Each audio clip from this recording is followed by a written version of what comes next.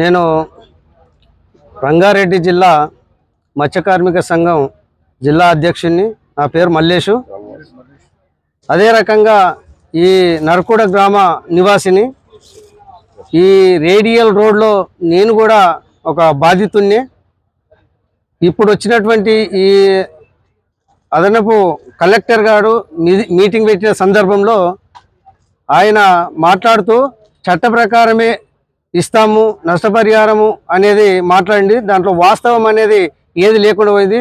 ముఖ్యంగా ఏంటంటే ఈ గ్రామంలో 3 కుంటలు ఉన్నాయి. ఈ 3 కుంటలు ఒక తరతరాలుగా 100 ఏళ్ళ క్రితం నుంచి మా తాతలు ముత్తాతల నుంచి అందులో చేపలు పెంచుకుంటూ బతికే పరిస్థితి ఉంది.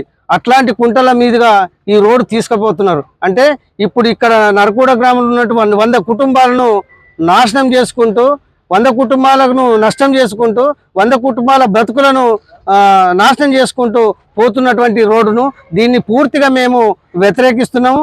అదే రకంగా ఈరోజు ఈ యొక్క స్పందన ఎలాంటి స్పందన లేకుండా ఎలాంటి జవాబు లేకుండా అడ్డగోలిగా తీసుకుంటామనేటటువంటి ఈ కలెక్టర్ గారి ఆధీనంలో మేము ఖచ్చితంగా ఈ కలెక్టర్ గారు చెప్పే వరకు ఏదైనా సమాచారం ఇచ్చే వరకు ప్లాట్ కానీ భూమికి భూమి కానీ ఇచ్చే వరకు జరగవద్దని చెప్పేసి 15 నిమిషాలు ఆ కలెక్టర్ గారిని ఆపడం అనేది జరిగింది.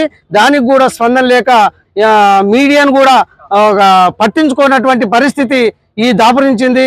ఇటువంటి ప్రభుత్వము మనుషులను చంపుకుంటూ రోడ్లు తీసుకుంటూ పోయే పరిస్థితి. దీన్ని పూర్తిగా మేము ఖండిస్తున్నాం.